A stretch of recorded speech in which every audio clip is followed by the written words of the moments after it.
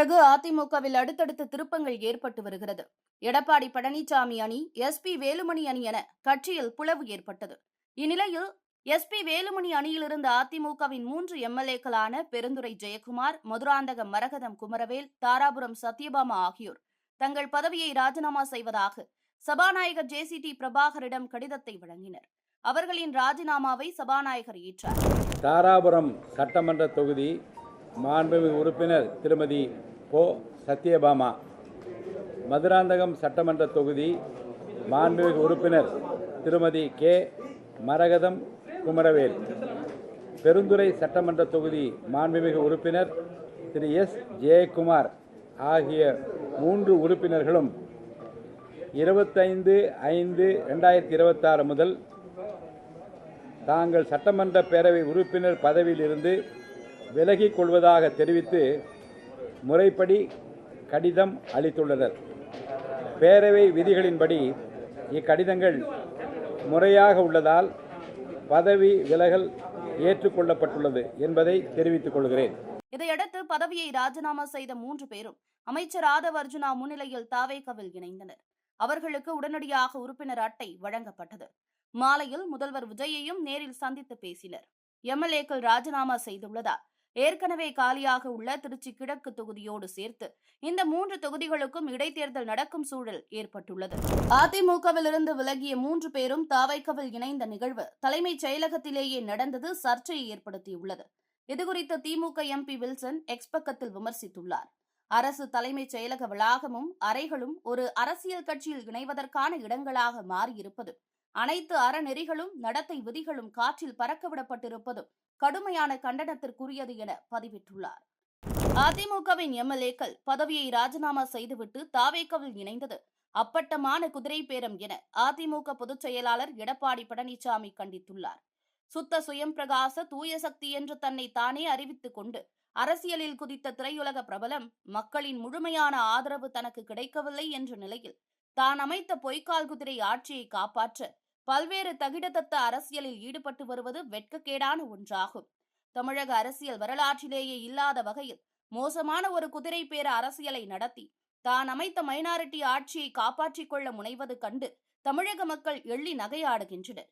அனைத்திந்திய அண்ணா திராவிட முன்னேற்ற கழகத்தின் மீது விசுவாசம் கொண்டுள்ள உண்மை தொண்டர்களின் கடுமையான உழைப்பால் தியாகத்தால் வெற்றி பெற்ற 3 சட்டமன்ற உறுப்பினர்களிடமிருந்து கோட்டையின் கீழ்த்தளத்தில் உள்ள சபாநாயகர் அறையில் ராஜினாமா கடிதம் எழுதி வாங்குவதும், அடுத்த 10 நிமிடத்தில் முதல் மாடியில் உள்ள தாவேகா அமைச்சர் ஒருவரின் அறையில் அவர்களுடைய கைகளில் கட்சி உறுப்பினர் அட்டை வழங்குவதும் முன் திட்டமிடப்பட்ட ஓரங்க சதி நாடகத்தை, குதிரை பேரத்தை அம்பலப்படுத்தியுள்ளது என தெரிவித்துள்ளார்.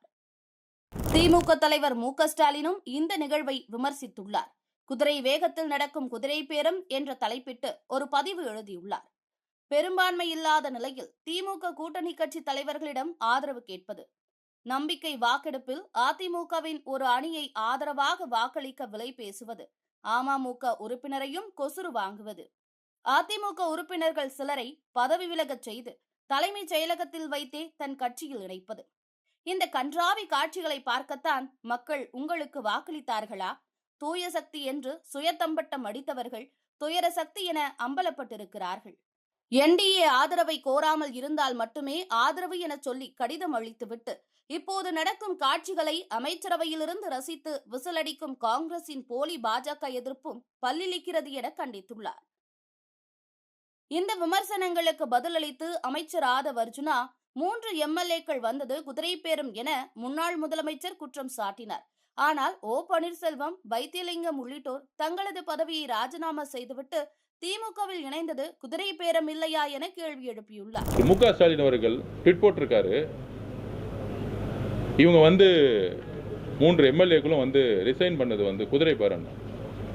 திரு ஓபிஎஸ் அவர்கள், திரு ஓபி பழனிசாமி அவர்கள், திரு ஓபி பன்னீர்செல்வம் அவர்கள், வைத்திலிங்கம் அவர்கள், இவங்கெல்லாம் ரிசைன் பண்ணிட்டு திமுக சேரும்போது அது குதிரை பேரம் கிடையாதா? ஒரு கட்சியோடைய அண்ணன் செங்கோட்டையன் அவர்கள் தமிழக வெற்றி கழகத்தில் சேரும் பொழுது நேர்மையாக எந்த விதமான எதிர்பார்ப்புமின்றி மக்கள் சேவைக்காக ஒரு இளைஞர் படையுடன் சேரும் பொழுது அதே திமுகவும் அதிமுகவும் எந்த அளவிற்கு கேலி கிண்டல்கள் செய்தாரும் எல்லாருக்கும் தெரியும். அப்பையும் அண்ணன் செங்கோட்டையன் அவர்கள் தன்னுடைய எம்எல்ஏ பதவியை ரிசைன் பண்ணி சபாநாயகரிடம் கொடுத்து அதற்கப்புறம் எங்களுடைய தலைவர் அவர்களை சந்தித்தார். ஒரு கட்சியை 2/3 இல்லாமல் உடைத்து அந்த கட்சியில் இருக்கிறவர்களுக்கு ஒரு ஆஃபர் கொடுத்து அது பேர் குதிரை பேர். ஒரு கட்சியில் 2/3 இந்த கட்சியின் மீது நம்பிக்கை இல்லை, ஒரு தலைவர் மீதும் புதிய கட்சியின் மீதும் நம்பிக்கை கொண்டு நாங்கள் மெர்ஜ் பண்றோம், இணைக்கிறோம்னா அது பேர் குதிரை பேரும் கிடையாது. நாங்கள் அந்த இடத்திற்கு கூட செல்லல. எந்த புரட்சி தலைவி அம்மா எம்ஜிஆர் அவர்கள் உருவாக்கிய கட்சியில் தலைமை மீது நம்பிக்கை இல்லாத சூழல் ஏன் உருவாச்சுன்னா, திமுக தலைவர் மு க ஸ்டாலினரும் இபிஎஸ் திரு பழனிசாமி அவர்களும் இணைந்து ஒரு ஆட்சியை உருவாக்கும் பொழுது அது ஒட்டுமொத்த அதிமுக தொண்டர்களுக்கு மிகப்பெரிய அதிர்ச்சியை கொடுத்தது திரு இபிஎஸ் அவர்கள். இதுதான் பெரிய சூழ்ச்சி.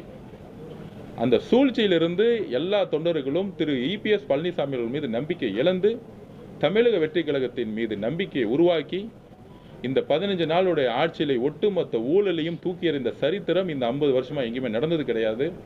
அதனால அன்புடனும் ஒரு நம்பிக்கையுடனும் அதிமுகவுடைய தொண்டர்களை நாங்கள் வரவேற்கிறோம். கூட்டுறவு வங்கிகளின் மூலம் 50,000 ரூபாய் வரை பயிர்க்கடன் பெற்ற குறு விவசாயிகளுக்கு முழுமையாக பயிர்க்கடன் தள்ளுபடி செய்து உத்தரவிட்டிருக்கிறார் முதல்வர் விஜய். அதன்படி 1/5/2025 முதல் 28/2/2026 வரையிலான காலகட்டத்தில் பயிர்க்கடன் பெற்ற விவசாயிகளுக்கு இந்த தள்ளுபடி பொருந்தும். குறிப்பாக 50,000 ரூபாய் வரை கடனுள்ள சிறு விவசாயிகளுக்கு 50% தொகை தள்ளுபடி எனவும், கடன் தொகை அதிகரிக்க தள்ளுபடி செய்யப்படும் தொகை குறைக்கப்படும் எனவும் அறிவிக்கப்பட்டுள்ளது. அதிகபட்சமாக 1 லட்சம் அல்லது அதற்கு மேல் பயிர்க்கடன் பெற்றுள்ள சிறு குறு பெரும் விவசாயிகளுக்கு 5,000 ரூபாய் கடன் தள்ளுபடி செய்யப்படும் எனவும் அறிவிக்கப்பட்டுள்ளது. இதன் மூலம் மொத்தம் 14,22,555 விவசாயிகள் பலனடைவார்கள் என்றும் 2,044 கோடி ரூபாய் அரசுக்கு கூடுதல் செலவீனம் ஏற்படும் என்றும் அரசு தெரிவித்துள்ளது. முதல்வர் அறிவித்துள்ள இந்த பயிர்க்கடன் தள்ளுபடி மீது விவசாய சங்கங்கள் அதிருப்தியும் தெரிவித்துள்ளனர். தாவேகாவின் தேர்தல் வாக்குறுதியில் 5 ஏக்கர் வரையிலான விவசாயிகளுக்கு முழுமையான கடன் தள்ளுபடி என அறிவித்துவிட்டு இப்போது 50,000 ரூபாய் வரை கடன் பெற்ற குறு விவசாயிகளுக்கு மட்டுமே முழு தள்ளுபடி என்றும், அதற்கு மேலான தொகையை கடன் பெற்ற விவசாயிகளுக்கு குறைவாகவும் தள்ளுபடி செய்வதாக அறிவித்திருப்பது ஏமாற்றம் அளிப்பதாகவும் தமிழ்நாடு விவசாய சங்கத்தினர் தெரிவித்துள்ளனர். நாங்கள் கேட்பது எங்கள் விருப்பத்தின் பேரில் அல்ல, தாவேகா சார்பில் தேர்தல் அறிக்கையில் வெளியிட்ட அடிப்படையில் அந்த கடன் தள்ளுபடியை முழுமையாக அறிவிக்க வேண்டும் என்று நாங்கள் வலியுறுத்தி இருக்கிறோம்.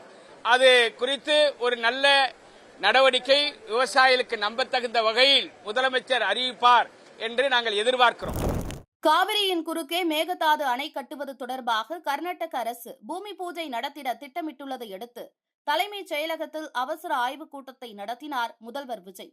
அந்த கூட்டத்தில் சட்டத்துறை அமைச்சர் நிர்மல்குமார், பொதுப்பணித்துறை அமைச்சர் ஆதவ் அர்ஜுனா, நீர்வளத்துறை அமைச்சர் என் ஆனந்த், அதிகாரிகள் மற்றும் காவிரி நதிநீர் வல்லுநர்கள் மற்றும் சட்ட வல்லுநர்கள் பங்கேற்றனர். கூட்டத்தின் முடிவில் தொடர் சட்ட நடவடிக்கையை உடனடியாக மேற்கொள்ள முதல்வர் விஜய் உத்தரவிட்டார்.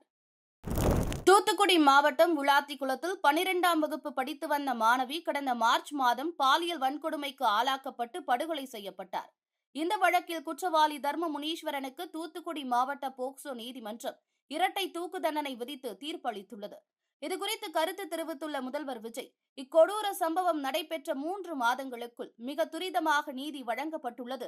பெண்கள் மற்றும் குழந்தைகள் பாதுகாப்பினை உறுதி செய்திடும் அரசின் நடவடிக்கைகளுக்கு உற்ற துணையாக வழங்கப்பட்டுள்ள இத்தீர்ப்பு வரவேற்கத்தக்கது என தெரிவித்துள்ளார். ஆனால் இவ்வழக்கு திமுக ஆட்சி காலத்தில் முறையாக விசாரிக்கப்பட்டு நீதிமன்ற நடவடிக்கைகள் மேற்கொள்ளப்பட்டதாலேயே விரைவாக நீதி கிடைத்திருப்பதாகவும், முதல்வர் விஜய் தாவேக அரசின் பெயரில் ஸ்டிக்கர் ஒட்டிக் கொள்வதாகவும் திமுகவினர் குற்றம் சாட்டி வருகின்றனர்.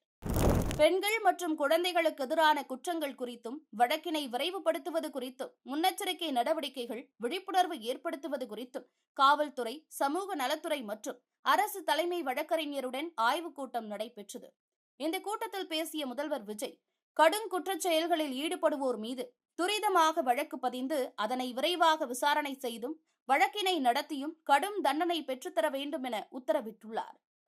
தமிழ்நாட்டில் அடுத்தடுத்து நடைபெற்று வரும் குற்றச் செயல்கள் குறித்து முதல்வர் விஜய்க்கு கேள்வி எழுப்பியுள்ளார் எதிர்க்கட்சித் தலைவர் உதயநிதி ஸ்டாலின். அவர் வெளியிட்டுள்ள அறிக்கையில், கோவை சூலூர் சிறுமிக்கு நடந்த கொடுமையின் அதிர்ச்சியிலிருந்து மீள்வதற்குள் விழுப்புரம் மாவட்டத்தில் மற்றொரு சிறுமிக்கு பாலியல் வன்கொடுமை நடந்திருக்கிறது. சூலூர் சிறுமியின் தாய்க்கு சொல்லாமல் அவசரகதியில் உடல் எரிக்கப்பட்டிருக்கிறது. மதுரை மீனாட்சியம்மன் கோயில் அருகே சிறுவன் படுகொலை செய்யப்பட்டிருக்கிறார். மேலும் கோவையில் ஒரு இளம்பெண்ணின் வீட்டின் மீது பெட்ரோல் குண்டு வீசப்பட்டிருக்கிறது. முதலமைச்சரின் சொந்த தொகுதியான பெரம்பூரில் போதை கும்பல் ஒன்று 13 வாகனங்களின் கண்ணாடிகளை உடைத்து அட்டூழியம் செய்துள்ளது. மாண்புமிகு முதல்வர் அவர்களே, இது தமிழ்நாடா உத்தரப்பிரதேசமா? எங்கே போனது உங்க சிங்கப்பெண் அதிரடிப்படை? தேர்தலுக்கு முன்பு வீர வசனங்களை பேசிய முதலமைச்சர் இப்போது ஏன் வாய் திறக்க மறுக்கிறார்? அதிகரிக்கும் குற்றச்சம்பவங்களால் பொதுமக்கள் அச்சத்தில் தவிக்கும் போது கண் துடைப்புக்காக காவல்துறை அதிகாரிகள் கூட்டத்தை நடத்தி பொத்தாம் பொதுவாக அறிக்கை விடுவதை ஏற்க முடியாது. நிலைமையின் தீவிரத்தை முதலில் அரசு உணர வேண்டும். பெண்கள், குழந்தைகளுக்கு எதிரான குற்றச் செயல்களை தடுக்க முதலமைச்சர் ஆக்கப்பூர்வமாக என்ன செய்ய போகிறார் என்ற தமிழ்நாட்டின் கேள்விக்கு அவர் நேரடியாக பதில் சொல்லியே ஆக வேண்டும் என தெரிவித்துள்ளார். தமிழகத்தில் 3 IPS அதிகாரிகளை மாற்று பொறுப்புகளில் நியமித்து தமிழக அரசு உத்தரவிட்டுள்ளது. சட்டம் ஒழுங்கு ADGP-யாக இருந்த மகேஷ் தயாள் IPS நிர்வாகத்துறை ADGP-யாகவும், காத்திருப்பு பட்டியலில் வைக்கப்பட்டிருந்த அருண் IPS லஞ்ச ஒழிப்புத்துறை இயக்குநராகவும், காத்திருப்பு பட்டியலில் வைக்கப்பட்டிருந்த ADGP அன்பு சட்டம் ஒழுங்கு ADGP-யாகவும் நியமிக்கப்பட்டுள்ளனர். இவை மட்டுமின்றி தமிழ்நாட்டில் உள்ள அனைத்து திரையரங்குகளில் புதிய தமிழ் திரைப்படங்கள் வெளியிடப்படும் நாளிலிருந்து 7 நாட்களுக்கு தினசரி 5 காட்சிகள் திரையிட அனுமதி அளித்து முதல்வர் விஜய் உத்தரவிட்டுள்ளார். மேலும் பொது விடுமுறை, வார விடுமுறை நாட்களிலும் 5 காட்சிகள் வெளியிட அனுமதி அளித்து உத்தரவிட்டுள்ளார் முதல்வர் விஜய்.